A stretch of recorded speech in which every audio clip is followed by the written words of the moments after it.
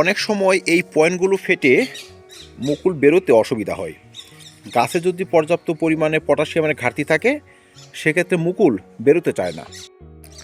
চোষক পোকা এমনই একটি সমস্যা, আমের কচি মুকুলকে যেমন নষ্ট করে দেয় সেই সঙ্গে কিন্তু কচি পাতাকেও নষ্ট করে দেয়। তাই মুকুল বা পাতা বেরোনোর সঙ্গে সঙ্গে চোষক পোকা দমনের জন্য ব্যবহার করতে হয় কীটনাশক।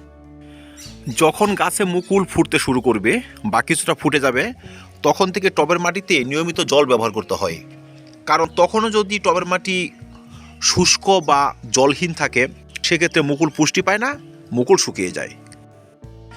মুকুলকে ধরে রাখার জন্য প্রথম যে ওষুধটি আমাদের স্প্রে করতে হয় সেটি হচ্ছে ভালো মানের একটি ভিটামিন, যেমন মোবোমিন, যেখানে রয়েছে boron, iron, magnesium, sulphur, zinc ইত্যাদি উপাদান।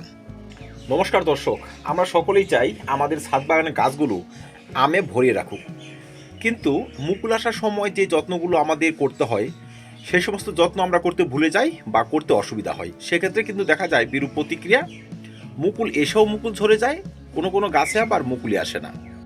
যদি মুকুলই না আসে তবে ফল হবে কোত্থেকে?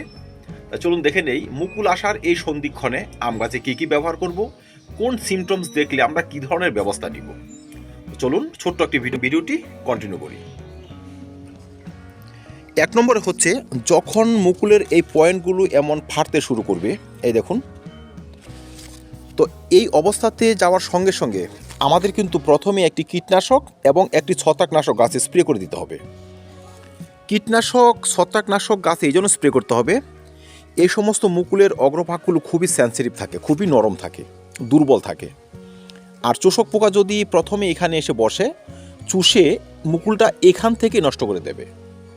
তাই আমরা গাছে যদি ভালো মানের কীটনাশক স্প্রে করে দিতে পারি, চোষক পোকা এবং নানাবিধ মাইটস গাছ থেকে দূরে রাখতে পারি, সেক্ষেত্রে মুকুলটি ভালোভাবে প্রস্ফুটিত হবে এবং ভালোভাবে আমের গুটি বাঁধবে। 2 নম্বর হচ্ছে ছত্রাক। দর্শক, গাছ থাকবে ছত্রাক থাকবে না সেসব কিন্তু বলা যায় না, তাই ছত্রাকনাশক এবং কীটনাশক একত্রে যদি আমরা স্প্রে করে দিতে পারি সেক্ষেত্রে রেজাল্ট আরও ভালো হয়। আপনারা এখানে যখন মুকুলের ছত্রাকনাশক স্প্রে করবেন সাধারণ মানের ছত্রাকনাশক স্প্রে করলেই হয়ে যাবে। ধরুন আমরা রোগার নিলাম 1 গ্রাম বা 1 ml আর অ্যান্ট্রাকোল পাউডার নিলাম 1.5 গ্রাম, দুটো উপাদান 1 লিটার জলে মিশিয়ে বিকেলবেলার দিকে স্প্রে করে দিলাম। এইভাবে যদি আমরা 2 বার স্প্রে করতে পারি মুকুল ভালো করে প্রস্ফুটিত হওয়ার আগে, সেক্ষেত্রে ছত্রাকের হাত থেকে যেমন মুকুলগুলো রক্ষা পাবে সেই সঙ্গে কিন্তু কীটের হাত থেকেও রক্ষা পাবে। আমাদের মধ্যে অনেকে আবার জৈব চাষি, আপনারা নিম তেল স্প্রে করে দিলেও পারেন, কাকা স্প্রে করতে পারেন, বা আদার্স যে জৈব কীটনাশকগুলো রয়েছে সেগুলো কিন্তু স্প্রে করতে পারেন।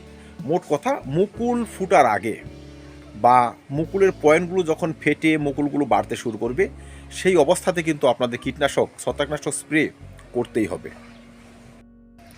কিছু কিছু গাছের এই মুকুল আসার পয়েন্টগুলো যেমন ফাটতেই চায় না, তখনই বুঝতে পারবেন যে এই সময় গাছে রয়েছে পটাশিয়ামের ঘাটতি। পটাশিয়ামের অভাব হলে এই সমস্ত পয়েন্ট সহজে কিন্তু মুকুলে পরিণত হয় না, বহু ক্ষেত্রে কালো হয়ে যায়, বহু ক্ষেত্রে পুড়ে যায়।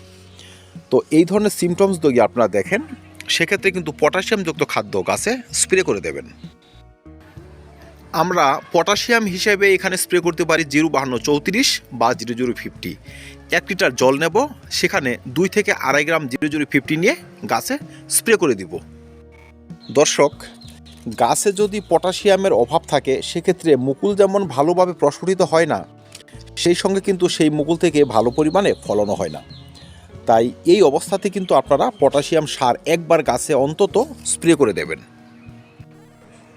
3 নম্বর হচ্ছে কিছু ডিফিসিয়েন্সি যা এখন স্বাভাবিক মনে হলেও মুকুলগুলো যখন প্রস্ফুটিত হবে বা মুকুল থেকে যখন আমের দানা বাঁধতে শুরু করবে তখন কিন্তু সেগুলো ভয়ানক হয়ে দাঁড়ায়। এর মধ্যে একটি হচ্ছে সালফারের ঘাটতি, বোরনের ঘাটতি, জিঙ্কের ঘাটতি এবং ম্যাগনেসিয়ামের ঘাটতি। এই যে ঘাটতিগুলো দেখবেন, ফ্যাকাশে মুকুল তৈরি হওয়া, ফ্যাকাশে ক্লোরোসিসে আক্রান্ত পাতা তৈরি হওয়া, মানে গাছ অসুস্থ অনুভব করবে, তখন কিন্তু আর সেই গুটিগুলোকে ধরে রাখতে পারবে না। গুটিগুলো তৈরি হওয়ার পরও দেখবেন হলুদ হলুদ হয়ে ঝরে যাচ্ছে। এই যে সমস্যাগুলো সেগুলো যেন আমাদের গাছে না আসে, তাই আমরা কিন্তু এখন পটাশিয়াম খাবার যেমন গাছে স্প্রে করব, সেই সঙ্গে ভালো মানের একটু ভিটামিন গাছে স্প্রে করে দেব। ভালো মানের ভিটামিন বলতে আপনাদের হাতে যেটি ভালো আপনি সেটি স্প্রে করবেন অবশ্যই। যেমন ধরুন একটি ব্র্যান্ড আমি বলতে পারি মোবোমিন। আমরা এমনভাবে স্প্রেটি সারতে পারি, ধরুন আমি 2 লিটার জল নিলাম, সেখানে 2 গ্রাম মোবোমিন পাউডার নিলাম, 1.5 গ্রাম বোরন নিলাম, আর 2 থেকে 2.5 গ্রাম পটাশিয়ামযুক্ত খাবার 05234 বা 0050 নিলাম। 3টি উপাদান ভালো করে একত্রে মিশিয়ে গাছে আমরা স্প্রে করে দিলাম। আজকে একবার স্প্রে করব, ঠিক 10 থেকে 12 দিন পর আরেকবার স্প্রে করব। দুটো স্প্রে যদি সারা যায়, আমাদের মুকুলগুলো যেমন ভালোভাবে প্রস্ফুটিত হবে, সেই সঙ্গে সেই সমস্ত মুকুলে ভালো আবার পরাগ রেণু তৈরি হবে, সে সমস্ত মুকুল ভালো পলিনেশন হবে এবং খুব সহজেই কিন্তু গুটিতে রূপান্তরিত করবে। আর তখনই আমরা ছোট ছোট গাছ থেকে ভালো পরিমাণে আমের ফলন পেয়ে যাব।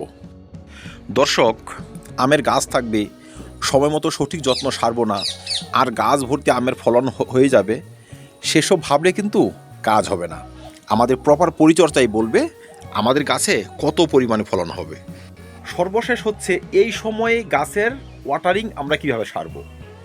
এখন দেখুন মুকুল চলে আসছে, কিন্তু কিছু কিছু মুকুল ফেটেও গিয়েছে, কিছু কিছু মুকুল একটু বড় হয়ে গিয়েছে, কোনো কোনো পয়েন্টগুলো ফাটতে শুরু করছে। এই যে একটি অবস্থা, এই অবস্থাতে আমরা গাছে কি পরিমাণ জল ব্যবহার করব।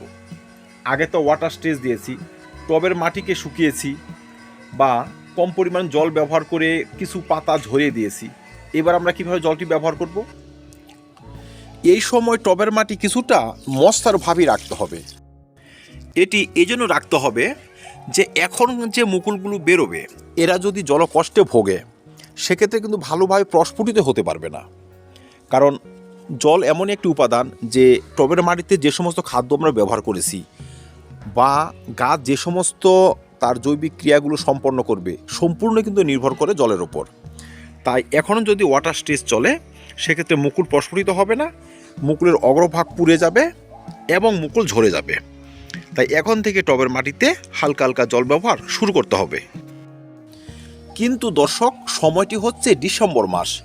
এখন কিন্তু আমাদের এখানে যতটা ঠান্ডা পড়ে গিয়েছে, তো এই অবস্থাতে টবের মাটি মশার ভাব দেখে তারপরে আমরা জল ব্যবহার করব। মানে একটু পরীক্ষা করে নিতে হবে টবের মাটি মশার ভাব রয়েছে কিনা। যদি থাকে প্রয়োজন নেই, যদি শুকাতে শুরু করে সেক্ষেত্রে আমাদের কিন্তু জল দিয়ে যেতে হবে। আম গাছ লেবু গাছের মতো সম্পূর্ণ পাতা ঝরিয়ে দেয় না। জল কম পরিমাণ ব্যবহার করার পর আম গাছের পাতা কিছুটা পরিণত হয় নতুন শাখা বা কচি পাতা যে বেরোনো, সেই প্রবণতা স্টপ হয়। ওইটুকুই যথেষ্ট। ওইটুকু যদি আমরা ম্যানেজ করতে পারি, সেক্ষেত্রে কিন্তু এখন থেকে গাছে মুকুল চলে আসবে। তাই যে সমস্ত গাছে মুকুল চলে এসেছে এবং যে সমস্ত গাছের মুকুলের পয়েন্টগুলো ফাটতে শুরু করে দিয়েছে, সেই সমস্ত গাছের টবে আমরা অল্প অল্প করে জল ব্যবহার চালিয়ে যাব, যেন সেই সমস্ত মুকুল থাকে সুস্থ, সেই সমস্ত মুকুল থাকে সতেজ।